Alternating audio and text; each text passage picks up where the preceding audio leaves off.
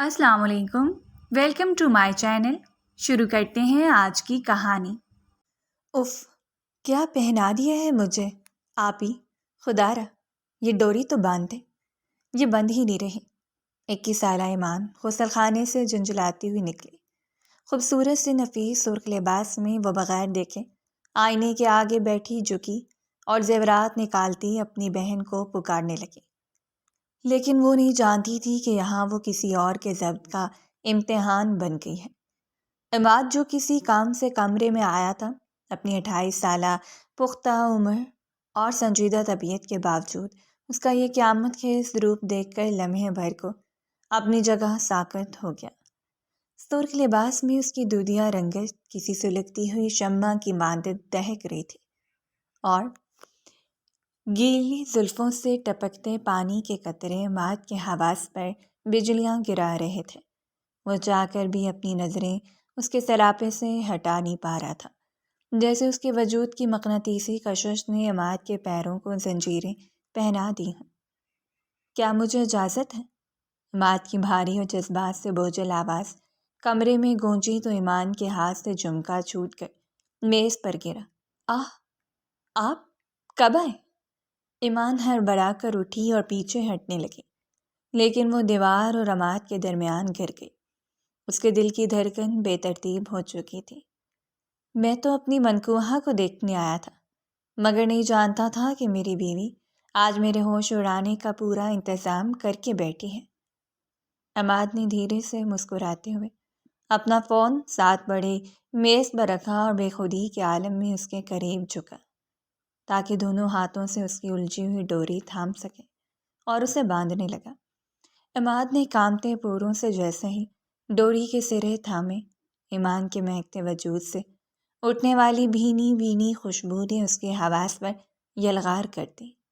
वो एक लम्हे को दुनिया और माफिया से बेगाना होकर बेख्तियार उसके मज़ीद करीब हो गया, जैसे उस खुशबू को अपनी सांसों में उतार लेना चाहता हो। उसकी निगाहें ईमान के चेहरे का तवाफ कर रही थी, जहाँ हया की लाली ने हुस्न को दो चंद कर दिया था। इमाद, ये कोई वक्त है शरारत का? कोई आ जाएगा। ईमान की आवाज़ कांप रही थी। आने दो, मेरा ही कमरा है और तुम मेरी हो। लेकिन सच कहूँ तो तुम्हारी इस बेपनाह कशिश ने आज मेरे ज़ब्त की दीवारें हिला दी हैं ईमान। तुम्हारी ये सराहीदार गर्दन और इस पर ये भीगी लटें, कसम है खुदा की, मुझ जैसे सख्त जान आदमी के कदमों को भी लड़जा रही हैं। दिल चाह रहा है कि ज़माने की परवाह किए बिना तुम्हें अभी अपने हिसार में छुपा लूँ। इमाद ने उसकी उलझी हुई डोरी थामते हुए उसके कान के करीब सरगोशी की तो उसके लहजे की तपश से ईमान का पूरा वजूद पिघलने लगा। वैसे ये संघार और ये लिबास तब्दील कर लो, वरना डर है कि रुखसती का इंतज़ार मुझसे नहीं होगा और मैं आज ही तुम्हें ले जाऊंगा। इमाद अभी उसके हुस्न के सहर में खोया ही हुआ था कि अचानक दरवाज़ा धड़ से खुला और 6 साला साद हामता हुआ अंदर दाखिल हुआ। ओहो इमाद भाई, आप यहाँ छुपे खड़े हैं और नीचे ताया अब्बू गुस्से हो रहे हैं। साद ने मासूमियत से आंखें घुमाई और फिर ईमान को देखकर दांत निकाल दिए। अरे भाभी, आप तो टमाटर बनी हुई हैं। इमाद एकदम चौंका और शर्मिंदा होकर पीछे हटा, जबकि ईमान ने फ़ौरन चेहरा मोड़ लिया। यार साद, तुम भी बस गलत वक्त पर ही टपकते हो। जाओ, मैं आ रहा हूँ। इमाद ने मसनूई गुस्से से उससे घूरा, हालांकि उसका दिल कर रहा था कि साद की उस वक्त बेआमद पर सर पीट ले। आप जल्दी आएं, वरना मैं सबको बता दूंगा कि आप भाभी के पास हैं। साद ने शरारत से धमकी दी और भागकर बाहर निकल गया। ओह अच्छा, मैं आता हूँ। यार, ये बच्चे भी चैन नहीं लेने देते। अच्छा सुनो, मैं चलता हूँ, वरना ये फिर आ जाएगा। अपना ख्याल रखना। इमाद ने उजलत में उसकी पेशानी को छुआ और तेज़ी से मुड़ता हुआ कमरे से बाहर निकल गया। लेकिन साद की वजह से होने वाली घबराहट और ईमान के हुस्न के सहर में वो अपना फ़ोन वहीं मेज़ पर भूल गया, जिसे उसने डोरी बांधने के लिए रखा था। ईमान मुस्कुराती हुई दोबारा आईने की तरफ पलटी ही थी कि मेज़ पर पड़े फ़ोन की स्क्रीन रोशन हुई और एक पैगाम की घंटी बजी। उसने बेख्तियार फ़ोन उठा लिया। स्क्रीन पर एक अनजान नंबर जगमगा रहा था। عماد صاحب، اگر آپ نے آج رات اس لڑکی کو اپنے گھر لے جانے کی غلطی کی تو وہ راز جو آپ برسوں سے چھپائے بیٹھے ہیں اس لڑکی کے سامنے کھول دیا جائے گا۔ فیصلہ آپ کا ہے، بدنامی یا جدائی۔ پیغام پڑھتے ہی ایمان کے ہاتھوں سے فون چھوٹ کر قالین پر گر گیا۔ اس کے چہرے کی رنگت زرد پڑ گئی اور ابھی کچھ لمحے پہلے والی خوشی کسی انجانے خوف میں بدل گئی۔ ایمان، یہ تم زمین پر کیوں بیٹھی ہو اور تمہارا رنگ ہلدی کی طرح زرد کیوں پڑ گیا ہے؟ ہانیہ اچانک کمرے میں آئی تو ایمان کو اس حال میں دیکھ کر گھبرا گئی۔ ایمان نے ہڑبڑا کر فون مٹھی میں چھپایا اور ڈگمگاتے قدموں سے کھڑی ہوئی۔ کچھ نہیں ہانیہ، بس ایسے ہی چکر آ گیا تھا۔ تم یہاں کیسے آئیں؟ ہانیہ نے شک بھری نظروں سے ایمان کی مٹھی کو دیکھا اور قریب آئی۔ مجھ سے جھوٹ مت بولو ایمان، میں تمہیں رگ رگ سے جانتی ہوں۔ ضرور کوئی بات ہے۔ کیا عماد بھائی نے کچھ کہا ہے یا کوئی اور مسئلہ ہے؟ مجھے بتاؤ۔ ایمان نے فوراً جھٹکے سے اپنا ہاتھ پیچھے کیا۔ نہیں ہانیہ، خدا کے لیے کسی کو کچھ مت بتانا ورنہ سب ختم ہو جائے گا۔ یہ میرا ذاتی مسئلہ ہے، میں خود حل کر لوں گی۔ تم بس جاؤ یہاں سے، دیکھو کوئی اور نہ آ جائے۔ ہانیہ ایمان کی وحشت دیکھ کر سہم گئی اور مزید کچھ کہے بنا خاموشی سے باہر نکل گئی، مگر ایمان کا دل اب بھی سوکھے پتے کی طرح کانپ رہا تھا۔ یہ کیا تھا؟ یہ کون سا راز ہے؟ ایمان نے کانپتے ہاتھوں سے دوبارہ فون اٹھایا اور پیغام کو غور سے پڑھنے کی کوشش کی۔ اس کا دل زور زور سے دھڑک رہا تھا۔ کیا عماد مجھ سے کچھ چھپا رہے ہیں؟ نہیں، ایسا نہیں ہو سکتا۔ وہ تو مجھ سے اتنی محبت کرتے ہیں، لیکن یہ دھمکی کیسی ہے؟ ابھی وہ اسی شش و پنج میں تھی کہ دروازہ ایک بار پھر پوری قوت سے کھلا اور عماد ہامتا ہوا اندر داخل ہوا۔ اس کے چہرے پر ہوائیاں اڑی ہوئی تھیں۔ وہ سیدھا میز کی طرف لپکا۔ میرا فون کہاں ہے؟ میں شاید غلطی سے یہاں چھوڑ گیا تھا۔ عماد کی نظر جیسے ہی ایمان کے ہاتھ میں موجود فون پر پڑی تو وہ وہیں رک گیا۔ اس کی آنکھوں میں ایک لمحے کے لیے خوف تیر گیا، جسے اس نے فوراً غصے میں بدل لیا۔ تم نے میرا فون کیوں اٹھایا ہوا ایمان؟ کیا تمہیں کسی کی ذاتی چیز کو چھیڑنے سے منع نہیں کیا گیا؟ لاؤ ادھر دو مجھے۔ ایمان نے اسے حیرت اور دکھ سے دیکھا۔ وہ عماد جو بھی کچھ دیر پہلے اسے محبت بھرے جملے کہہ رہا تھا، اب اس قدر اجنبی اور سخت کیوں لگ رہا تھا؟ اب اس فون کے لیے اتنے پریشان کیوں ہیں عماد؟ اور یہ پیغام کیا ہے؟ کون ہے یہ شخص جو آپ کو دھمکی دے رہے کہ اگر رخصتی ہوئی تو وہ راز کھول دے گا؟ کون سا راز عماد؟ مجھے بتائیں ورنہ میرا دم گھٹ جائے گا۔ ایمان کی آواز بھرا گئی اور اس نے فون اس کی طرف بڑھانے کی بجائے اپنے سینے سے لگا لیا۔ ایمان، میں آخری بار کہہ رہا ہوں کہ فون مجھے دو اور ان فضول باتوں میں مت پڑو۔ یہ کاروباری معاملات ہیں، تمہیں ان کی سمجھ نہیں آئے گی۔ اور خبردار، جو اس بات کا تذکرہ گھر میں کسی سے بھی کیا، اگر میرے گھر والوں تک یہ بات پہنچی تو مجھ سے برا کوئی نہیں ہوگا۔ عماد نے آگے بڑھ کر سختی سے اس کی کلائی پکڑی اور فون اس کے ہاتھ سے چھین لیا۔ کاروباری معاملہ؟ کیا کاروبار میں لوگ بیوی کو چھوڑنے کی دھمکیاں دیتے ہیں؟ آپ جھوٹ بول رہے ہیں۔ آپ کی آنکھیں بتا رہی ہیں کہ معاملہ کچھ اور ہے۔ کیا اس شادی سے آپ خوش نہیں ہیں یا کوئی اور مجبوری ہے؟ ایمان نے روتے اس کا بازو تھام لیا۔ وہ شخص کے بدلتے رویے سے خوفزدہ ہو رہی تھی۔ دیکھو ایمان، ہر بات کا بتانا ضروری نہیں ہوتا۔ تم بس اتنا یاد رکھو کہ تم میری بیوی ہو اور تمہیں مجھ پر بھروسہ کرنا ہوگا۔ لیکن اگر تم نے جاسوسی کی کوشش کی تو یاد رکھنا، اس کے نتائج ہم دونوں کے لیے بہت برے ہوں گے۔ ابھی خاموشی سے تیار ہو کر باہر آؤ، سب انتظار کر رہے ہیں۔ عماد نے اپنا بازو چھڑایا اور اسے ایک تنبیہ بھری نظر سے دیکھتا ہوا فون مٹھی میں دبا کر تیزی سے باہر نکل گیا۔ جاتے ہوئے وہ مڑ کر دیکھنا بھی گوارا نہ کر سکا کہ اس کے پیچھے ایک لڑکی کی امان کس طرح کرچی کرچی ہو رہا تھا۔ ایمان ابھی اس کے خوف سے نکل بھی نہ پائی تھی کہ کمرے کا دروازہ کھلا اور عماد کی والدہ بیگم فریدہ اپنی بیٹی ہیرا کے ساتھ اندر داخل ہوئی۔ ہیرا نے شوق لہجے میں کہا کہ ہٹو سب، مجھے اپنی پیاری بھابھی کو دیکھنے دو۔ جبکہ بیگم فریدہ نے آگے بڑھ کر شفقت سے ایمان کا ماتھا چوما اور کہا کہ ماشاءاللہ میری بہو تو آج 14ویں کا چاند لگ رہی ہے۔ انہوں نے اپنے پرس سے سونے کے بھاری خاندانی کنگن نکال کر ایمان کی کلائیوں میں پہنائے اور دعائیں دیتے ہوئے کہا کہ عماد غصے کا تیز ضرور ہے مگر اس کا دل موم جیسا ہے۔ مجھے امید ہے تم اس گھر کو سنبھال لو گی۔ ایمان کا دل کٹ کر رہ گیا کیونکہ ابھی کچھ دیر پہلے ہی اسے عماد کے بارے میں جو پتہ چلا تھا وہ اس یقین کو توڑ رہا تھا، مگر اس نے بامشکل مسکرا کر ان کا شکریہ ادا کیا۔ ہیرا نے شرارت سے تالی بجاتے ہوئے کہا کہ امی آپ بس بھی کریں، یہ ساس بہو والی باتیں باہر سب انتظار کر رہے ہیں۔ وہ دونوں تو ہنستی ہوئی وہاں سے چلی گئیں مگر ان کے خلوص نے ایمان کی پریشانی کو مزید بڑھا دیا کہ وہ کس یقین پر اس گھر میں جائے۔ ایمان بیٹا کیا ہوا؟ تم ابھی تک یہی اندھیرے میں بیٹھی ہو، باہر بارات آنے والی ہے اور تم یہاں زمین پر بیٹھی رو رہی ہو۔ کیا دلہنوں کو یہ زیب دیتا ہے؟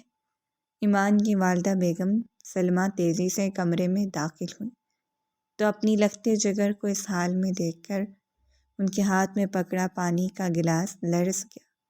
امی کیا میں یہ شادی نہ کروں؟ کیا میں یہیں رہ سکتی ہوں ہمیشہ آپ کے پاس؟ مجھے نہیں جانا ان کے ساتھ امی، میرا دل بہت گھبرا رہا ہے۔ ایمان نے ماں کو دیکھتے ہی انہیں دیوانہ وار گلے لگا لیا اور پھوٹ پھوٹ کر رونے لگی۔ اس کی ہچکیوں میں ایک انجانا خوف تھا۔ یہ کیسی منحوس باتیں کر رہی ہو میری بچی، خدا نہ کرے کہ شادی والے دن ایسی بات زبان سے نکلے۔ آج خوشی کا دن ہے اور عماد جیسا پیاہیرا لڑکا ملا ہے تمہیں جو تم پر جان چھڑکتا ہے۔ ایسی باتیں زبان سے نہیں نکالتے میری جان۔ بیگم سلمہ نے اسے دلاسا دیا، اس کے آنسو پونچھے اور اسے سینے سے لگا کر تھپ تھپانے لگی، حالانکہ ان کا اپنا دل بھی بیٹی کی حالت دیکھ کر پریشان ہو رہا تھا۔ امی آپ نہیں جانتی وہ بدل گئے ہیں، ابھی وہ یہاں آئے تھے اور مجھ پر بہت غصہ کر کے گئے ہیں۔ ان کی آنکھوں میں محبت نہیں، وحشت تھی۔ امی مجھے ڈر لگ رہا ہے کہ کہیں وہ مجھے چھوڑ تو نہیں دیں گے یا کوئی اور معاملہ تو نہیں ہے۔ ایمان کا خدشہ اس کی زبان پر آ گیا تو ماں نے اسے سمجھایا کہ یہ صرف شادی کے دنوں کا دباؤ اور کاروباری پریشانی ہے۔ انہوں نے پانی کا گلاس اس کے کانپتے ہونٹوں سے لگایا تاکہ اس کا حلق تر ہو سکے۔ لیکن امی اگر وہ محبت کرتے تو میری بات کا جواب دیتے۔ انہوں نے مجھے دھکا دیا اور میری بات سننے بغیر چلے گئے۔ کیا محبت کرنے والے ایسے ہوتے ہیں؟ ایمان ابھی بھی مطمئن نہیں تھی کہ اچانک کمرے کے دروازے پر ایک پروکار سایہ نمودار ہوا۔ یہ ایمان کے والد فاروق صاحب تھے جو اپنی بیٹی کو رخصتی سے پہلے دیکھنے آئے تھے۔ ارے میری شہزادی ابھی تک تیار نہیں ہوئی؟ باہر سے پوچھ رہے ہیں کہ چاند کب نکلے گا اور یہاں تو بادل چھائے ہوئے ہیں۔ فاروق صاحب مسکراتے ہوئے اندر داخل ہوئے، لیکن ایمان کی سرخ آنکھیں دیکھ کر ان کے قدم وہیں رک گئے اور مسکراہٹ فکر میں بدل گئی۔ کیا بات ہے بیگم؟ میری گڑیا کیوں رو رہی ہے؟ کیا کسی نے کچھ کہا ہے اسے؟ اگر کوئی بات ہے تو مجھے بتاؤ، میں بھی سب ٹھیک کر دوں گا۔ فاروق صاحب نے آگے بڑھ کر ایمان کے سر پر شفقت سے ہاتھ رکھا تو بیگم سلطانہ نے فوراً بات بنائی کہ یہ صرف رخصتی کا غم ہے۔ بیٹا بیٹیاں تو ہوتی ہی پرائی ہیں، لیکن تم نصیب والی ہو کہ عماد جیسے گھرانے میں جا رہی ہو۔ میری عزت کی لاج رکھنا بیٹا، تمہاری یہ آنکھیں نم دیکھ کر میرا دل بیٹھ جاتا ہے۔ آج تمہاری خوشی ہی میرا کل سرمایہ ہے۔ باپ کی بھاری اور جذباتی آواز نے ایمان کے لب سی دیے۔ وہ اپنے بوڑھے باپ کی سفید پگڑی اور عزت کو اپنے خوف کی بھیڑ کیسے چڑھا سکتی تھی۔ میں ٹھیک ہوں ابو، بس آپ کی یاد آ رہی تھی۔ آپ پریشان نہ ہوں، میں ابھی باہر آتی ہوں۔ ایمان نے باپ کا ہاتھ چوما ہی تھا کہ ایمان کا چھوٹا بھائی احسن جو ابھی کالج کا طالب علم تھا دھڑام سے دروازہ کھول کر اندر آیا۔ ارے بس بھی کریں یہ رونا دھونا، اور میری پیاری آپی جلدی باہر چلیں، دولہا بھائی کی گاڑی گیٹ پر آ گئی ہے اور آپ ابھی تک میک اپ سیٹ کر رہی ہیں۔ چلیں اٹھیں ورنہ عماد بھائی خود لینے آ جائیں گے۔ احسن نے ہنستے ہوئے ایمان کا ہاتھ پکڑا اور اسے کھینچنے لگا۔ چلو بیٹا، اب اللہ کا نام لے کر نکلو، ہم سب تمہارے ساتھ ہیں۔ ماں نے اسے آئینے کے سامنے کھڑا کیا جہاں ایمان نے آخری بار اپنا عکس دیکھا اور فیصلہ کر لیا کہ وہ باپ کی عزت پر آنچ نہیں آنے دے گی، وہ حقیقت خود تلاش کرے گی۔ اس نے گہرا سانس لیا اور چہرے پر مسکراہٹ کا نقاب اوڑھ کر ماں اور بھائی کے ساتھ کمرے سے باہر نکل آئی، لیکن اس کی نظریں ہجوم میں صرف ایک ہی چہرے کو تلاش کر رہی تھیں، اور وہ چہرہ عماد کا تھا جو کہیں نظر نہیں آ رہا تھا۔ حال میں داخل ہوتے ہی اس نے دیکھا کہ عماد کے والد اور تایا کسی بات پر بہت سنجیدگی سے بحث کر رہے ہیں، اور ان کے چہروں پر بھی ہمایاں اوڑھی ہوئی تھیں۔ ایمان کا ماتھا ٹنکا، یقیناً بات وہی تھی جو اس پیغام میں لکھی تھی، لیکن آخر وہ بات تھی کیا؟ تم یہاں بیٹھو، میں زویا اور دوسری کزنس کو بھیجتی ہوں، تمہارے پاس اکیلی مت گھبرانا۔ ماں اسے اسٹیج پر بٹھا کر مہمانوں کی طرف چلی گئی۔ ایمان اسٹیج پر اکیلی بیٹھی تھی کہ اچانک اسے سامنے والے ستون کے پیچھے وہی شخص نظر آیا جس نے شاید عماد کو فون پر پیغام بھیجا تھا۔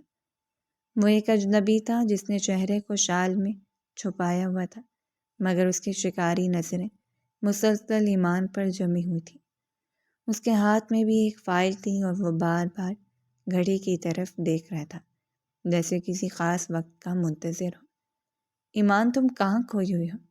سب تمہیں مبارکباد دینے آ رہے ہیں اور تم خلاؤں میں غو رہی ہو۔ خدا کے لیے اپنے چہرے پر تھوڑی رونق لے آؤ ورنہ لوگ باتیں بنائیں گے۔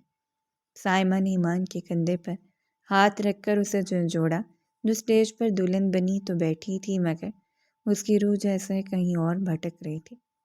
مبارکباد دینے والوں کی آوازیں اور موسیقی کا شور اسے بہت دور سے آتا ہوا محسوس ہو رہا تھا، کیونکہ اس کی نظریں مسلسل سامنے والے ستون کے پیچھے کھڑے اس اجنبی شخص پر جمی ہوئی تھی جو گہرے بھورے رنگ کی شال اوڑھے اسے ہی گھور رہا تھا۔ اس کے ہاتھ میں ایک موٹی سی فائل نمایاں تھی جسے اس نے اچانک ہوا میں لہرایا، جیسے وہ خاموش زبان میں کہہ رہا ہو کہ اس فائل میں وہ سب کچھ ہے جو تم جاننا چاہتی ہو۔ ایمان کا دل چاہا کہ وہ چیخ کر عماد کو بلائے، مگر عماد کی تنبیہ یاد کر کے وہ خاموش رہی، لیکن یہ خاموشی اب اسے اندر ہی اندر کھائے جا رہی تھی۔ اس نے فیصلہ کیا کہ وہ اس خوف کے سائے میں زندگی شروع نہیں کر سکتی، اسے سچ جاننا ہی ہوگا۔ سائمہ بھی، مجھے بہت پیاس لگ رہی ہے اور یہاں ہجوم کی وجہ سے میرا دم گھٹ رہا ہے، میں ذرا پیچھے کمرے میں جا کر پانی پی لوں اور تھوڑا منہ دھو لوں، شاید تازگی محسوس ہو۔ ایمان نے پاس بیٹھی سائمہ سے منت بھرے لہجے میں کہا تو سائمہ نے تشویش سے اس کا پسینے سے بھیگا ماتھا دیکھا اور اسے روکنے کے لیے ہاتھ بڑھایا، کیونکہ دلہن کا یوں بار بار اٹھنا معیوب سمجھا جاتا تھا۔ ارے تم بیٹھو، میں پانی لا دیتی ہوں۔ دلہن کا یوں بار بار اسٹیج سے اٹھنا اچھا نہیں لگتا، سب کیا سوچیں گے؟ سائمہ نے اسے روکنا چاہا۔ نہیں آپ ہی پلیز، مجھے تھوڑی دیر سکون چاہیے، یہاں بہت شور ہے، میں بس 5 منٹ میں آتی ہوں، پلیز مجھے مت روکیں۔ ایمان نے اتنی عاجزی اور بیچارگی سے کہا کہ سائمہ انکار نہ کر سکی۔ اچھا جاؤ، لیکن جلدی آنا ورنہ میں خود لینے آ جاؤں گی۔ سائمہ کی اجازت ملتے ہی ایمان تیزی سے اسٹیج سے اتری اور ہجوم سے بجتی ہوئی پیچھے والے سنسان برآمدے کی طرف بڑھی جہاں وہ اجنبی کھڑا تھا۔ وہاں ہو کا عالم تھا اور وہ شخص وہاں نہیں تھا۔ وہ پریشانی سے ادھر ادھر دیکھنے لگی کہ اچانک پیچھے سے ایک مضبوط ہاتھ نے اس کا منہ دبوچ لیا اور اسے گھسیٹتے ہوئے اندھیرے کونے میں لے گیا۔ چھوڑو مجھے، کون ہو تم اور کیا چاہتے ہو مجھ سے؟ ایمان نے پوری قوت سے مزاحمت کی اور اس کی گرفت سے آزاد ہو کر دیوار سے جا لگی۔ اس کا سانس پھول چکا تھا اور خوف سے پورا جسم کانپ رہا تھا۔ وہ اجنبی شخص سامنے کھڑا تھا اور اس کے چہرے پر ایک مکروہ مسکراہٹ تھی۔ اس نے آہستہ سے اپنی شال درست کی اور وہ فائل ایمان کی طرف بڑھا دی۔ ڈرو نہیں بھابھی جی، میں تو تمہارا ہمدرد ہوں۔ میں نہیں چاہتا کہ تم جیسی معصوم لڑکی کی زندگی برباد ہو جائے۔ یہ لو اور پڑھ لو کہ تمہارا شوہر اصل میں کون ہے اور اس نے تم سے شادی کیوں کی ہے۔ ایمان نے لرزتے ہاتھوں سے وہ فائل تھامی تھی کہ اسے اپنے پیچھے قدموں کی بھاری چاپ سنائی تھی۔ اس سے پہلے کہ وہ مڑتی، عماد طوفان کی طرح وہاں پہنچا اور اس نے پوری طاقت سے اس اجنبی کے منہ پر مکہ دے مارا۔ انسان، تمہاری ہمت کیسے ہے یہاں تک آنے کی اور میری بیوی کے پاس بھٹکنے کی؟ عماد غصے میں پاگل ہو رہا تھا۔ اس نے اس شخص کو گریبان سے پکڑ کر دیوار کے ساتھ دے مارا۔ فائل ایمان کے ہاتھ سے گر کر کھل گئی اور کچھ کاغذات بکھر گئے۔ عماد، چھوڑے اسے، یہ مر جائے گا، خدا کے لیے رک جائیں۔ ایمان چیخ پڑی۔ وہ سمجھ نہیں پا رہی تھی کہ وہ کیا کرے۔ ایک طرف اس کا شوہر تھا جو وحشی بن چکا تھا، اور دوسری طرف وہ راز جو بکھرے ہوئے کاغذوں میں چھپا تھا۔ میری بات غور سے سن لو۔ اگر آج کے بعد تم نے میرے گھر یا میری بیوی کی طرف آنکھ اٹھا کر بھی دیکھا تو جان سے مار دوں گا۔ دفع ہو جاؤ یہاں سے۔ عماد نے اسے ٹھوکر مار کر دور ہٹایا۔ وہ شخص لڑکھڑاتا ہوا اٹھا۔ اس کے ہونٹ سے خون بہہ رہا تھا، مگر اس نے جاتے جاتے بھی زہر اگلا۔ آج تو بچا لیا تم نے اسے عماد، لیکن کب تک چھپاؤ گے؟ سچ تو ایک دن سامنے آئے گا، اور تب یہ تمہیں کبھی معاف نہیں کرے گی۔ اس کے جانے کے بعد عماد ہامتا ہوا ایمان کی طرف پلٹا، جو سہمی ہوئی دیوار کے ساتھ لگی کھڑی تھی، اور اس کی نظریں زمین پر بکھرے کاغذات پر تھیں، جن میں سے ایک پر کسی پرانے نکاح نامے کی تصویر نظر آ رہی تھی۔ عماد، یہ کیا ہے؟ یہ کاغذات کیا کہہ رہے ہیں؟ کیا وہ سچ کہہ رہا تھا؟ ایمان نے ہمت مجتمع کر کے سوال کیا۔ اس کی آواز میں اب خوف کی جگہ یقین کی ٹوٹ پھوٹ نے لے لی تھی۔ ایمان، فوراً سٹیج پر جاؤ، میں کہہ رہا ہوں، جاؤ یہاں سے۔ تم یہاں کیا کر رہی ہو؟ عماد نے زمین سے کاغذات سمیٹتے ہوئے اس پر دھاڑ دیا۔ اس کے لہجے میں غصہ اور گھبراہٹ دونوں شامل تھے۔ میں کہیں نہیں جاؤں گی عماد، جب تک آپ مجھے بتائیں گے نہیں کہ یہ سب کیا تماشا ہے۔ کون تھا وہ آدمی، اور اس نے نکاح نامے کی بات کیوں کی؟ کیا وہ کاغذ سچ تھا جو میں نے دیکھا؟ ایمان نے آگے بڑھ کر اس کا راستہ روک لیا۔ اس کی آنکھوں میں سوالوں کا طوفان تھا۔ ایمان، یہ وقت بحث کا نہیں ہے، گھر جا کر بات کریں گے۔ عماد نے کترا کر نکلنا چاہا۔ نہیں عماد، مجھے ابھی جواب چاہیے۔ کیا آپ پہلے سے شادی شدہ ہیں؟ کیا آپ نے مجھ سے اور میرے گھر والوں سے دھوکہ کیا ہے؟ بولیے، چپ کیوں ہے؟ ایمان نے اس کا گریبان پکڑ کر جھنجھوڑا تو عماد کا ضبط ٹوٹ گیا۔ ہاں، ہوں میں شادی شدہ۔ سن لیا تم نے؟ یہی سننا چاہتی تھی نا تم؟ خوش ہو اب؟ عماد نے جھنجھلا کر اعتراف کیا تو ایمان کا ہاتھ اس کے گریبان سے ڈھیلا پڑ گیا اور وہ لڑکھڑا کر پیچھے ہٹی۔ یہ آپ کیا کہہ رہے ہیں عماد؟ یہ کیسے ہو سکتا ہے؟ آپ نے مجھ سے اتنا بڑا جھوٹ بولا؟ آپ نے میری زندگی برباد کر دی۔ ایمان کی آواز میں بے یقینی اور شدید کرب تھا۔ وہ صدمے سے دیوار کا سہارا لیتے ہوئے نیچے زمین پر بیٹھتی چلی گئی۔ پوری بات سنو ایمان، میں شادی شدہ تھا، لیکن اب نہیں ہوں۔ وہ میرا ماضی تھا۔ وہ لڑکی اب اس دنیا میں نہیں ہے، اور یہ لوگ میری اسی مجبوری کا فائدہ اٹھا کر تم سے میری شادی توڑوانا چاہتے ہیں۔ عماد بھی فوراً اس کے برابر زمین پر بیٹھ گیا اور وضاحت دینے کی کوشش کی۔ اگر وہ ماضی تھا تو آپ نے چھپایا کیوں؟ نکاح سے پہلے کیوں نہیں بتایا کہ آپ کی پہلی بیوی وفات پا چکی ہیں؟ مجھے اندھیرے میں کیوں رکھا عماد؟ کیا میرا حق نہیں تھا کہ مجھے سچ پتا ہوتا؟ ایمان نے نفرت سے اس کا بڑھتا ہوا ہاتھ جھٹک دیا۔ کیونکہ مجھے ڈر تھا کہ تم انکار کر دو گی، اور میں تمہیں کھونا نہیں چاہتا تھا۔ ایمان، خدا کی قسم، میری نیت بری نہیں تھی۔ میں صرف تمہیں حاصل کرنا چاہتا تھا، لیکن مجھے نہیں پتا تھا کہ میرا ماضی یوں میرے سامنے آ کھڑا ہوگا۔ عماد کی آواز میں پشیمانی اور التجا تھی۔ مگر ایمان کا دل اب پتھر کا ہو چکا تھا۔ اسے یوں محسوس ہوا جیسے محبت اور اعتبار کا وہ رشتہ جو ابھی جڑا بھی نہ تھا ہمیشہ کے لیے ٹوٹ گیا ہے۔ ایمان کے آنسوؤں کی روانی تھم نہیں رہی تھی کہ اچانک گلیارے کے دوسرے سرے سے قدموں کی جاپ اور ہنسی کی آوازیں سنائی دی۔ عماد نے بجلی کی سی تیزی سے ایمان کے بازو کو جھنجھوڑا اور اسے کھڑا کیا۔ خدا کے واسطے ایمان، اپنے آپ کو سنبھالو، کوئی آ رہا ہے۔ اگر کسی نے تمہیں اس حال میں دیکھ لیا تو قیامت آ جائے گی۔ میں تم سے وعدہ کرتا ہوں کہ گھر جا کر تمہارے ہر سوال کا جواب دوں گا۔ فی الحال میری عزت رکھ لو۔ عماد کی آواز میں بے بسی تھی۔ اسے جلدی سے اپنی جیب سے رومال نکال کر ایمان کے چہرے پر پھیلے کاجل کو صاف کرنے کی کوشش کی۔ ایمان نے اس کا ہاتھ جھٹکنا چاہا مگر قدموں کی آواز بہت قریب آ چکی تھی، اس لیے اس نے ضبط کا کڑوا گھونٹ بھرا اور اپنا دوپٹہ درست کرتے ہوئے چہرہ موڑ لیا۔ ارے آپ دونوں یہاں کھڑے ہیں اور ہم پورے حال میں ڈھونڈ رہے ہیں۔ مولوی صاحب نکاح کے فارم پر دستخط کروانے کے لیے بلا رہے ہیں۔ سائمہ آپی ہنستی ہوئی وہاں پہنچی، لیکن ایمان کا اترا ہوا چہرہ اور عماد کی پریشانی دیکھ کر ان کی ہنسی مدھم پڑ گئی۔ کیا ہوا؟ سب خیریت تو ہے؟ تم دونوں اتنے سنجیدہ کیوں ہو؟ اور ایمان، تمہاری آنکھیں اتنی سوجی ہوئی کیوں ہیں؟ سائمہ نے تشویش سے پوچھا۔ کچھ نہیں آپی، بس ایمان کو گھر کی یاد آ رہی تھی اور رخصتی کا سوچ کر جذباتی ہو گئی۔ آپ چلیں، ہم بس آ رہے ہیں۔ عماد نے فوراً بات بنائی اور ایمان کو چلنے کا اشارہ کیا۔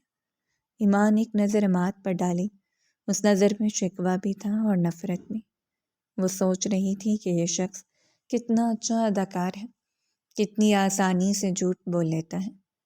چلو ایمان، اب تماشا مت بنا۔ سائمہ آپی شک کی نگاہ سے دیکھ رہی ہیں۔ عماد نے اس کے کان میں سرگوشی کی تو ایمان ایک لمبی سرداہ بھری اور بھاری قدموں کے ساتھ سائمہ کے پیچھے چل پڑی۔ جب وہ دوبارہ ہال میں داخل ہوئی تو روشنیوں کی چکا چوند نے ایمان کی آنکھوں کو گھیرا کر دیا۔ سب لوگ تالیاں بجا رہے تھے، پھول نچھاور کر رہے تھے، لیکن ایمان کو یہ سب بناوٹ لگ رہا تھا۔ وہ اسٹیج پر جا کر بیٹھی تو اسے لگا جیسے وہ کانٹوں پر بیٹھی ہوں۔ مبارکباد دینے والا چہرہ اسے جھوٹا لگ رہا تھا، کیونکہ اس کا اپنا شوہر ہی سب سے بڑا جھوٹ ثابت ہوا تھا۔ ماشاءاللہ، میری بیٹی تو چاند کا ٹکڑا لگ رہی ہے، نظر نہ لگے کسی کی۔ ایک بھاری آواز پر ایمان نے چونک کر سر اٹھایا تو سامنے تایا ابو جاوید کھڑے تھے۔ ایمان نے احتراماً سر جھکا لیا۔ جی تایا ابو، آپ کی دعائیں ہیں۔ تایا جاوید نے ایمان کے سر پر ہاتھ رکھا اور پھر گھڑی کی جانب دیکھتے ہوئے عجلت سے بولے، فاروق بھائی اب دیر کیوں کر رہے ہیں؟ رات کافی بھیگ چکی ہے اور راستہ بھی لمبا ہے۔ میری مانو تو بچوں کو فوراً رخصت کرو تاکہ یہ وقت پر اپنے گھر پہنچ جائے۔ ان کے لہجے میں ایک عجیب سی جلدی تھی جو ایمان کو کٹ گئی۔ جی بھائی جان، بس تیاری ہے، میں بھی گاڑی منگواتا ہوں۔ فاروق صاحب نے بھائی کی بات مان لی۔ ایمان خاموشی سے تایا ابو کو تک رہی تھی جو بار بار باہر کی جانب دیکھ رہے تھے، جیسے انہیں کسی خاص چیز یا وقت کا شدت سے انتظار ہو۔ ان کی یہ بے چینی ایمان کے دل میں انجانا خوف پیدا کر رہی تھی۔ امی مجھے مت بھیجیں، میں وہاں خوش نہیں رہ پاؤں گی، میرا دم گھٹے گا وہاں امی، خدا را مجھے روک لیں۔ ایمان نے ماں کے کندھے پر سر رکھ کر دبی ہوئی آواز میں فریاد کی تو فضا میں موجود اداسی مزید گہری ہو گئی۔ رخصتی کا وقت آن پہنچا تھا اور شہنائی کی آواز میں بھی ایک عجیب سا سوگ گھل گیا تھا۔ سب سمجھ رہے تھے کہ یہ بیٹی کی جدائی کا غم ہے، لیکن کوئی نہیں جانتا تھا کہ یہ آنسو اس دھوکے کے ہیں جو اس کی قسمت کے ساتھ کیا گیا تھا۔ وہ چاہتی تھی کہ چیخ چیخ کر سب کو سچ بتا دے، لیکن زبان پر جیسے تالے پڑے ہوئے تھے۔ پگلی بچی، شروع میں ایسا ہی لگتا ہے، ہر لڑکی کو اپنا گھر چھوڑنا مشکل لگتا ہے، لیکن دیکھنا عماد تمہیں پلکوں پر بٹھا کر رکھے گا۔ جاؤ میری جان، اللہ تمہارا نگہبان ہو۔ ماں نے اسے دلاسا دیا اور قرآن کے سائے میں اسے گاڑی تک چھوڑنے آئی۔ عماد کا گاڑی کا دروازہ کھولے کھڑا تھا۔ اس نے آگے بڑھ کر ایمان کو سہارا دینا چاہا، لیکن ایمان نے اس کا ہاتھ نظر انداز کیا اور خود ہی گاڑی میں بیٹھ گئی۔ عماد کے چہرے پر شرمندگی کے آثار نمایاں تھے۔ اس نے خاموشی سے ڈرائیونگ سیٹ سنبھالی اور گاڑی بڑھا دی۔ پیچھے رہ جانے والے ہاتھ ہلا رہے تھے اور ایمان گاڑی کے شیشے سے اپنی ماں کو دھندلی نظروں سے دیکھ رہی تھی، جو آہستہ آہستہ اجل ہو رہی تھی۔ ایمان، کیا تم ساری زندگی مجھ سے منہ موڑے رکھو گی؟ میں نے کہا نا کہ میں مجبوری میں تھا، مجھے ایک موقع تو دو وضاحت کا۔ جواب دو ایمان، تمہاری یہ خاموشی مجھے مار رہی ہے۔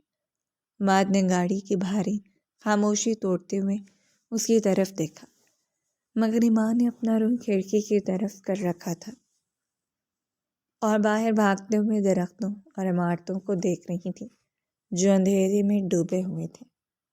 اس کے لیے عماد کا وجود اب ایمانی ہو چکا تھا۔ آپ نے مجھے مارنے میں کون سی کسر چھوڑی عماد؟ میری تو روح قتل کر دی آپ نے۔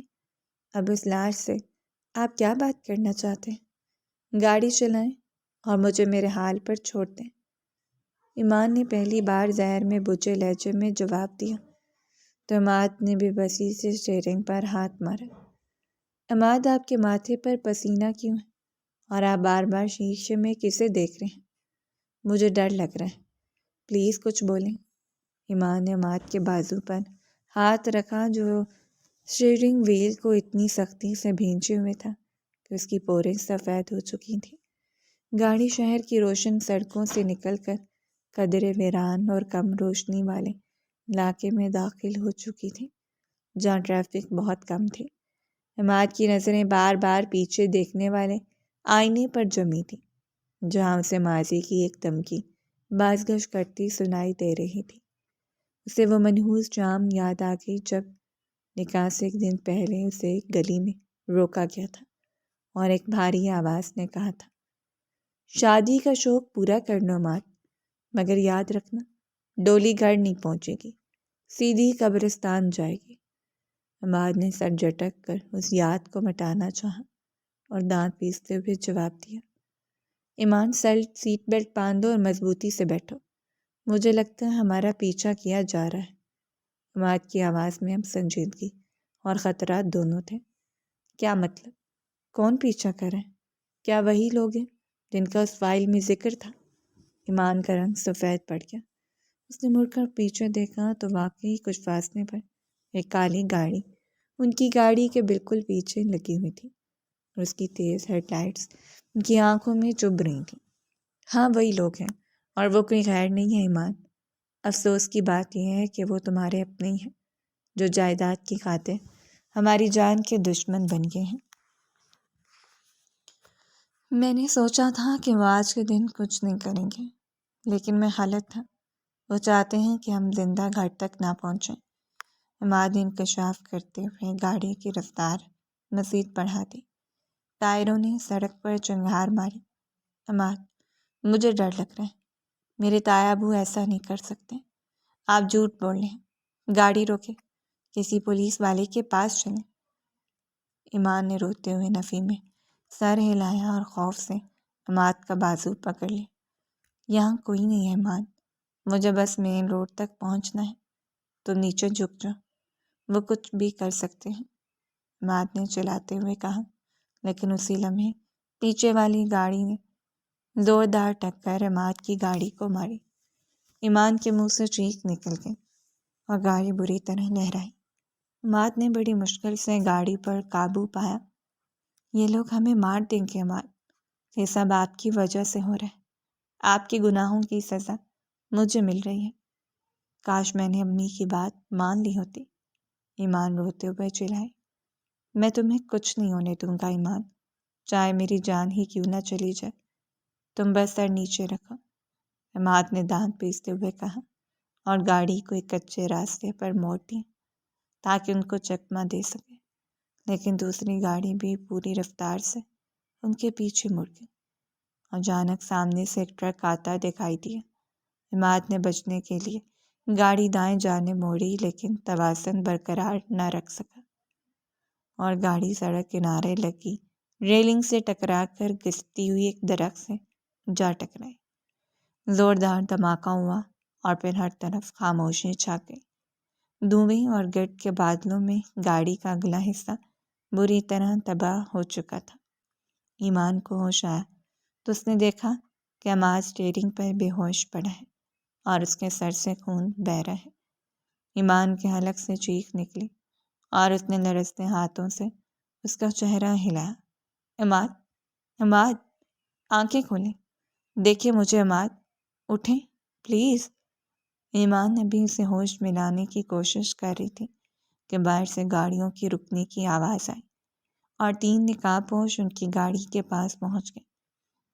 ایمان نے فوراً دروازہ کھولنے کی کوشش کی، لیکن وہ جام ہو چکا تھا۔ ان میں سے ایک شخص نے بندوق کھڑکی پر مارتے ہوئے دھمکی دی، باہر نکلو، دونوں باہر نکلو، ورنہ گاڑی کو آگ لگا دیں گے۔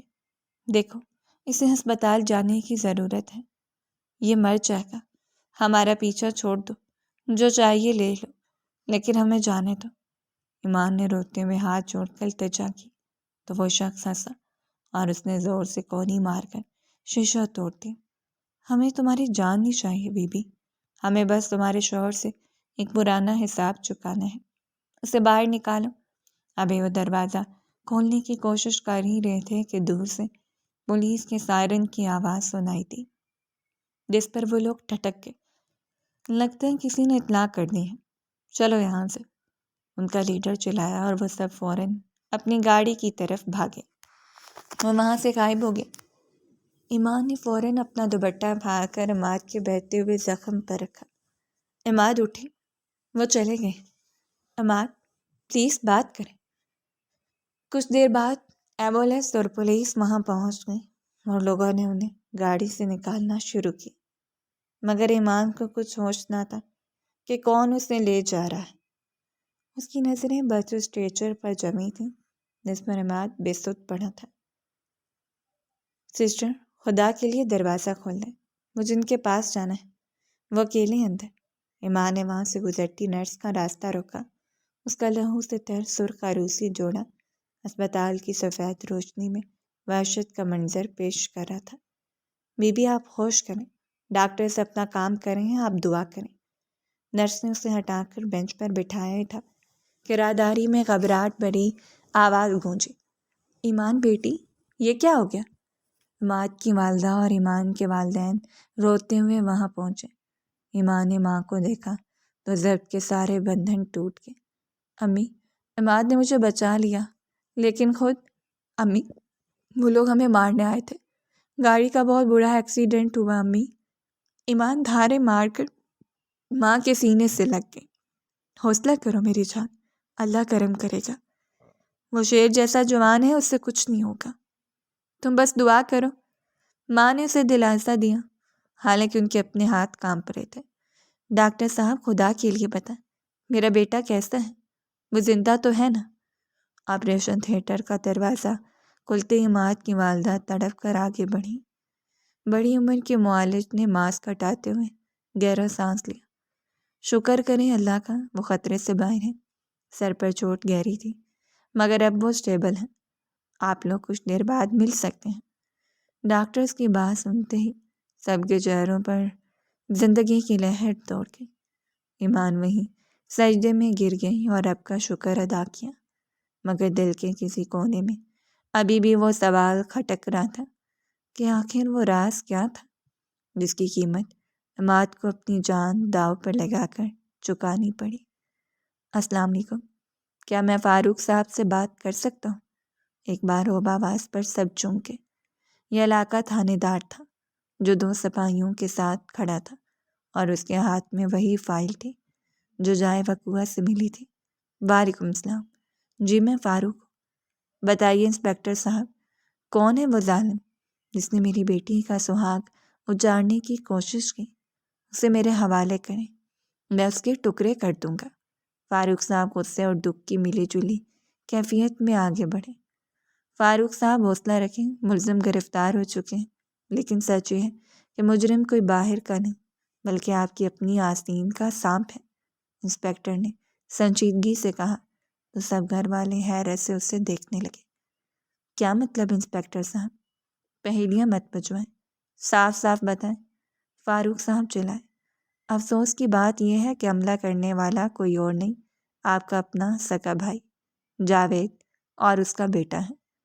انسپکٹر نے انکشاف کیا تو سب کے پیروں تلے زمین نکل گئی۔ بیگم سلمہ نے حیرت سے منہ پر ہاتھ رکھ لیا۔ نہیں انسپکٹر صاحب، یہ جھوٹ ہے۔ تایا ابو تو مجھ سے بہت پیار کرتے ہیں، وہ بھلا میری جان کیوں لیں گے؟ آپ کو ضرور کوئی غلط فہمی ہوئی ہے۔ ایمان نے تڑپ کر نفی میں سر ہلایا۔ اسے یقین نہیں آ رہا تھا۔ بی بی، جائیداد کی ہوس انسان کو اندھا کر دیتی ہے۔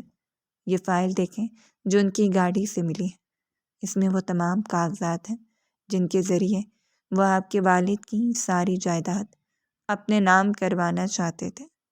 انسپکٹر نے فائل فاروق صاحب کو پکڑائی۔ لیکن انسپکٹر صاحب، اس میں عماد کا کیا قصور تھا؟ انہوں نے عماد پر حملہ کیوں کیا؟ ایمان نے روتے ہوئے سوال کیا۔ قصور یہ تھا بیٹی کہ عماد ان کی راہ کی سب سے بڑی رکاوٹ تھا۔ وہ جانتے تھے کہ اگر تمہاری شادی عماد سے ہو گئی تو قانونی طور پر جائیداد کی وارث تم اور تمہارے شوہر بن جاؤ گے۔ اس لیے وہ چاہتے تھے کہ یہ شادی کسی طرح رک جائے۔ انسپکٹر نے وضاحت کی۔ تو کیا وہ پیغام، وہ دھمکی، وہ سب اسی لیے تھا؟ ایمان نے حیرت سے پوچھا۔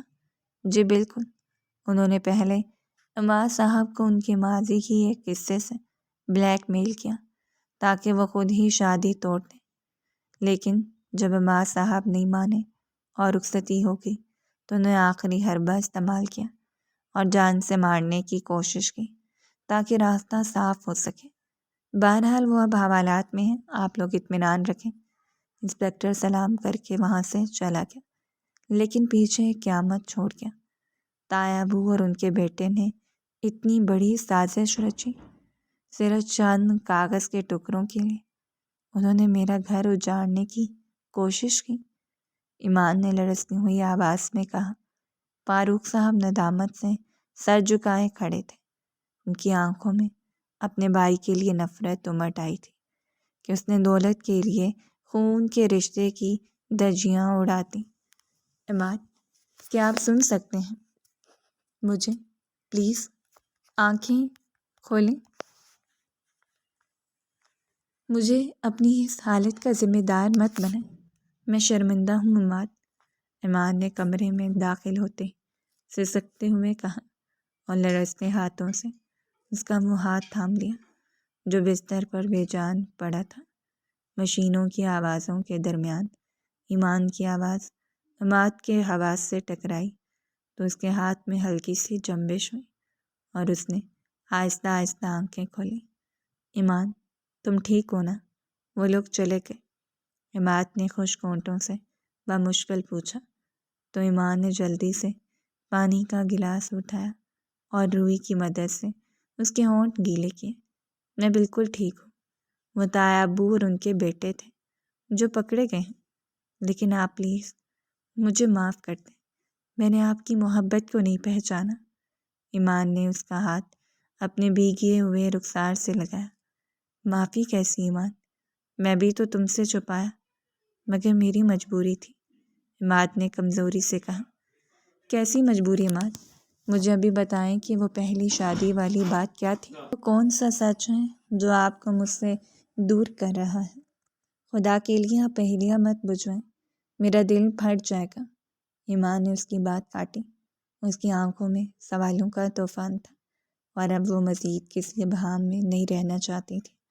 عماد نے گہری اور تکلیف دہ سانس لی، جیسے اپنے سینے سے برسوں کا بوجھ اتارا ہو۔ اس نے اپنی نم آنکھیں چھت پر جمائیں اور دھیمی آواز میں بولنا شروع کیا۔ ایمان، وہ زینب تھی، میرے چچا کی اکلوتی بیٹی۔ کیا تم یقین کرو گی اگر میں کہوں کہ وہ شادی نہیں بلکہ ایک انسانی جان کو بچانے کی ایک آخری کوشش تھی۔ ایمان نے حیرت سے اس کا ہاتھ تھام لیا تو مات نے بات جاری رکھی۔ زینب کے والدین ایک حادثے میں فوت ہو چکے تھے اور وہ دنیا میں بالکل اکیلی تھی۔ اسے تم ظریفی دیکھو کہ اس خون کا سرطان تھا جو آخری درجے پر پہنچ چکا تھا۔ اس کے دیگر رشتہ دار جو اس کے سرپرست بنے بیٹھے تھے، وہ اس کی بیماری کا علاج کروانے کے بجائے اس کے والد کی چھوڑی ہوئی جائیداد ہڑپ کرنا چاہتے تھے۔ انہوں نے اسے گھر سے نکالنے اور پاگل خانے بھیجنے کی دھمکی دی تاکہ وہ جائیداد کے کاغذات پر دستخط کرتے۔ یا اللہ، اتنا ظلم! ایمان کے منہ سے بے اختیار نکلا اور اسی گرفت عماد کے ہاتھ پر ڈھیلی پڑ گئی۔ عماد کی آنکھوں سے آنسو بہہ کر تکیے میں جذب ہونے لگے۔ ہاں ایمان، وہ اسپتال کے بستر پر موت و حیات کی کشمکش میں تھی اور وہ لوگ اسے وہاں بھی خوف زدہ کر رہے تھے۔ اس وقت اس کے سر پر کوئی وارث نہیں تھا جو اسے تحفظ دے سکتا۔ تب میں نے فیصلہ کیا، میں نے اسپتال کے اسی کمرے میں، اسی بستر پر، گواہوں کی موجودگی میں اس سے نکاح کیا، صرف اس لیے تاکہ اسے میرا نام مل سکے، وہ قانونی طور پر میری ذمہ داری بن جائے اور کوئی اسے گھر سے نہ نکال سکے۔ عماد کی بات سن کر ایمان کی آنکھیں اشک بار ہو گئی۔ تو پھر وہ کہاں گئی؟ ایمان نے سرگوشی میں پوچھا۔ وہ صرف 3 دن میرے نکاح میں رہی ایمان، اور چوتھے دن وہ اپنے خالق حقیقی سے جا ملی۔ وہ کبھی دلہن بن کر میرے گھر نہیں آئی۔ ہمارے درمیان میاں بیوی والا کوئی رشتہ نہیں تھا۔ میں نے اسے صرف ایک بھائی یا ایک محافظ کی طرح رخصت کیا۔ اس کی موت کے بعد میں نے کبھی اس کا ذکر نہیں کیا، کیونکہ وہ ایک دکھ بھری یاد تھی جسے میں دفن کر چکا تھا۔ لیکن میرے تایا ابو کو یہ کیسے پتہ چلا؟ ایمان نے سسکتے ہوئے پوچھا۔ تمہارے تایا نے کہیں سے وہ پرانا نکاح نامہ ڈھونڈ نکالا، اور چونکہ سرکاری کاغذات میں میری ازدواجی حیثیت میں ڈنڈوا لکھا تھا، انہوں نے اسی بات کو ہتھیار بنایا۔ انہوں نے کہا کہ اگر میں نے تم سے شادی کی وہ پوری برادری میں شور مچا دیں گے کہ عماد نے دھوکہ دیے ہیں۔ وہ پہلے سے شادی شدہ تھا اور اس نے یہ بات چھپائی۔ میں ڈر گیا تھا ایمان، مجھے لگا کہ اگر تمہیں پتہ چلا کہ میں پہلے کسی کا شوہر رہ چکا ہوں تو شاید تم مجھے قبول نہ کرو۔ میں تمہیں کھونے کے ڈر سے چپ رہا، لیکن مجھے نہیں پتا تھا کہ میری یہ خاموشی ہمیں موت کے منہ میں لے جائے گی۔ عماد نے ندامت سے سر جھکا لیا۔ ایمان، تمہیں یاد ہے پچھلے سال ضحیٰ کی مہندی پر جب اچانک بارش شروع ہو گئی تھی؟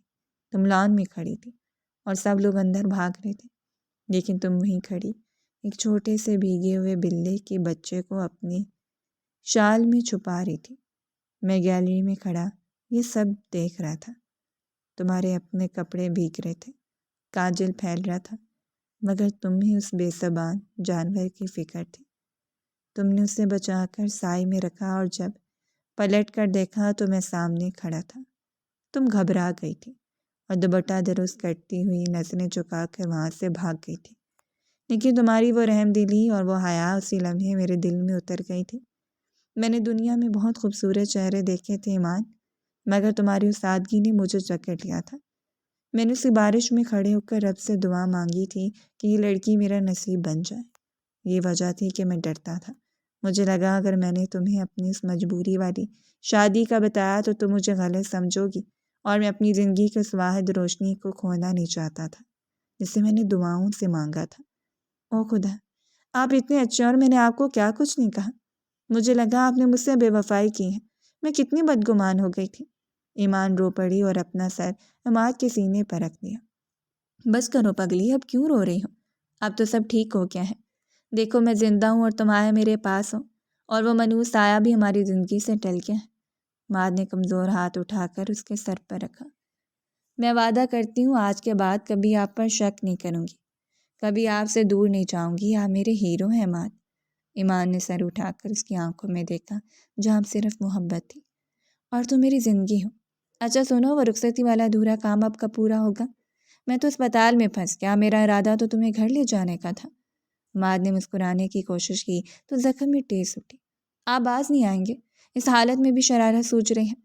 ایمان کے چہرے پر حیا کی لالی دوڑ گئی اور وہ ہنس پڑے۔ جب موت کو اتنے قریب سے دیکھ کر واپس آیا ہوں تو زندگی کی قدر اور بڑھ گئی ہے، اور میری زندگی تم ہو ایمان۔ اب بس دعا کرو میں جلدی ٹھیک ہو جاؤں، پھر ہم ایک نئی شروعات کریں گے جہاں کوئی راز نہیں ہوگا، کوئی ڈر نہیں ہوگا، صرف میں اور تم ہوں گے۔ عماد نے اس کا ہاتھ دبا کر عہد لیا۔ انشاءاللہ۔ اب آپ آرام کریں، میں یہیں بیٹھی ہوں آپ کے پاس ساری رات۔ ایمان نے اس کا ہاتھ چوما اور وہیں سر رکھ کر بیٹھ گئی۔ کمرے میں موجود مشینوں کی آوازیں اب اسے خوفزدہ نہیں کر رہی تھیں بلکہ زندگی کا گیت لگ رہی تھیں، کیونکہ ان کا بندھن اب ہر شک اور وسوسے سے پاک ہو کر امر ہو چکا تھا۔ ایک ہفتے بعد جب عماد اور ایمان اسپتال سے گھر پہنچے تو گھر کو دلہن کی طرح سجایا گیا تھا۔ گاڑی رکتے ہیرا نے گلاب کی پتیوں کی بارش کر دی اور کامران صاحب نے آگے بڑھ کر بیٹے کو سہارا دیا۔ شکر ہے میرے مولا کا کہ میرا گھر دوبارہ آباد ہو گیا۔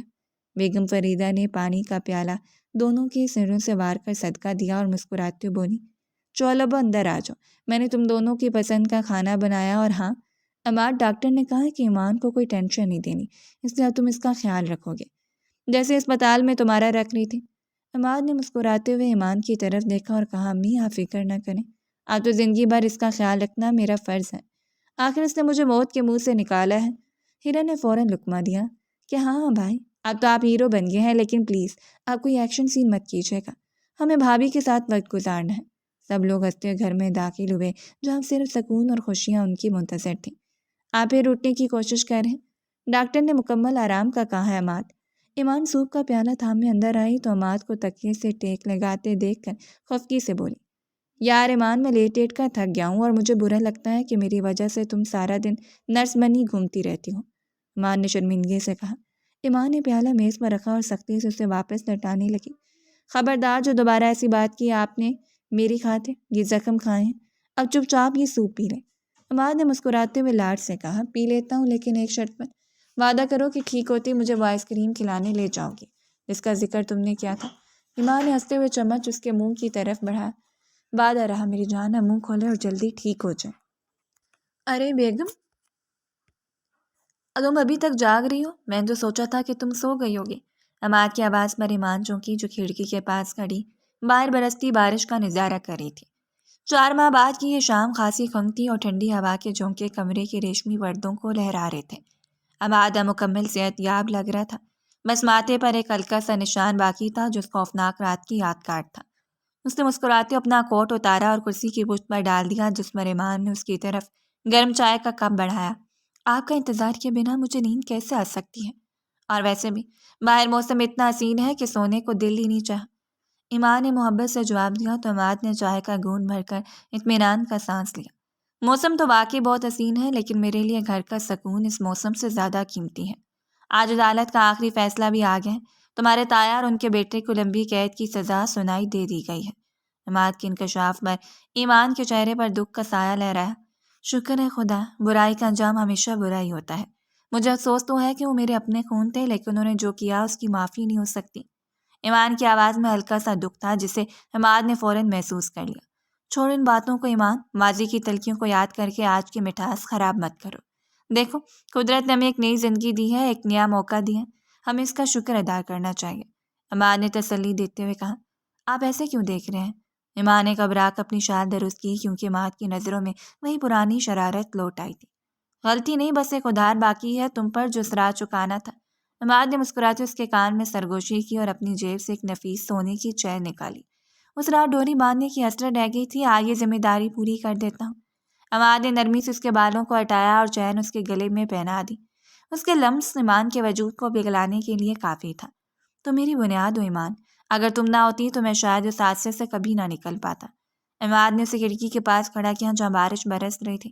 ایمان نے جذباتی ہو کر اس کا ہاتھ تھام لیا۔ باہر برستی بارش کا شور ان کی خاموش محبت ایک دو ہو گئی۔ دو دلوں کا بندھن اب ہر آزمائش سے گزر کر امر ہو چکا تھا۔ اچھا، اب یہ جذباتی باتیں ختم کرو اور جا کر اپنا سوٹ کیس تیار کر لو۔ عماد نے اچانک موڈ بدلتے اس کی ناک کھینچی۔ Suitcase? وہ کیوں؟ ایمان نے حیرت سے پوچھا۔ کیونکہ مسز عماد، میں اپنا وعدہ کبھی نہیں بھولتا، ہم کل صبح کشمیر جا رہے ہیں، میں نے ٹکٹس بک کروا لی ہیں، وہاں کی وادیوں میں برف باری کے درمیان ہم اپنی نئی زندگی کا جشن منائیں گے، صرف میں اور تم۔ عماد کے انکشاف پر ایمان کی آنکھیں خوشی سے پھیل گئیں۔ اس نے بے اختیار عماد کے گلے میں باہیں ڈال دیں۔ جس سفر کا آغاز خوف اور آنسوؤں سے ہوا تھا، اب اس کی منزل حسین وادیاں اور ہمیشگی کی محبت تھی۔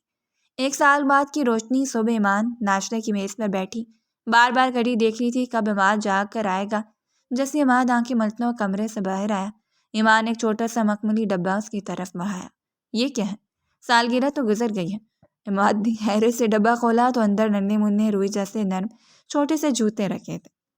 عماد ایک لمحے کو ساکت رہ گیا، پھر اس نے چھو کر ایمان کی طرف دیکھا جس کا چہرہ شرم اور خوشی سے تمتما رہا تھا۔ ایمان، کیا یہ سچ ہے؟ کیا میں بابا بننے والا ہوں؟ عماد کی آواز میں بے یقینی اور انتہا درجے کی خوشی تھی۔ ایمان نے مسکراتے ہوئے اس بات میں سر ہلایا، جی ہماری کہانی میں ایک نیا کردار شامل ہونے والا ہے عماد۔ عماد نے خوشی سے نعرہ لگایا اور ایمان کو ہوا میں گھما دیا۔ گھر کی فضا کہکوں سے گونج اٹھی۔ تایا کی سازشیں اور ماضی کے دکھ بہت پیچھے رہ گئے تھے۔ اب ان کے آنگن میں صرف آنے والے کل کی امید اور ننھی مسکراہٹیں بکھرنے والی تھیں۔ اگر آپ کو ہماری کہانی پسند آئی ہے تو لائک کریں اور اس طرح کی مزید دلچسپ کہانیاں سننے کے لیے ہمارے چینل کو سبسکرائب کریں اور کامنٹ سیکشن میں اپنی رائے کا اظہار ضرور کریں۔ شکریہ۔